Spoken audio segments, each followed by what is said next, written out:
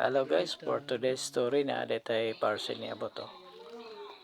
Ato sa ning ablihan then unbox sa ta din atong tanawon kung insakto ba. So kuan ni siya akong gipalit, oxygen sensor. Testingan nato kung tama ba ang ato ang diagnose sa check engine. So gitanaw na ko mura man po brand new. Pero wala na brand. So before na to na pulihan ako sang testingan daan pandar kung inig pandar ako mo check engine na daan ba. May tabuan ni karon ang kanaw kani. Mag check engine na siya daan. Ano siya karon?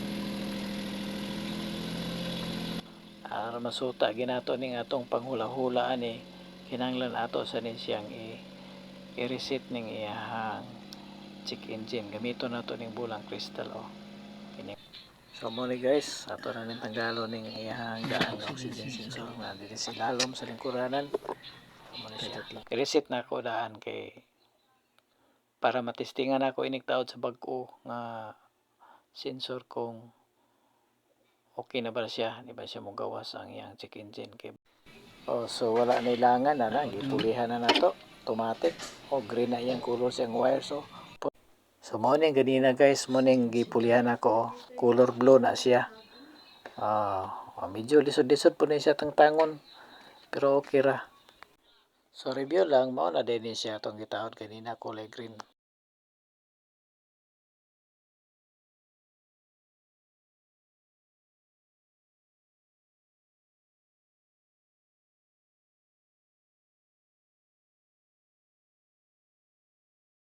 So padayon tas itong istorya, human na ito ma-reset ang ato ang check engine diha. Tanggalon na nato ning kuan oxygen sensor bank 1 before na siya sa catalytic. So karon guys, fast forward ta after na to napulihan na sa bagong oxygen sensor, ato na po ning i-start balik. Masuta na to kung okay na ba. Wala man ni siya dili pila ka seconds.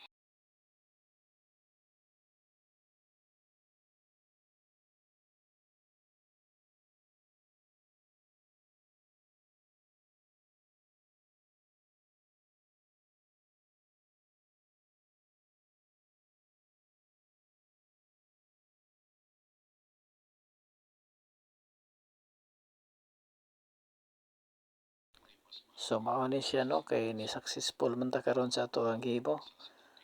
Pwede na nato ni balik ang atong mga lingkuranan. So kana lang mga higala, success.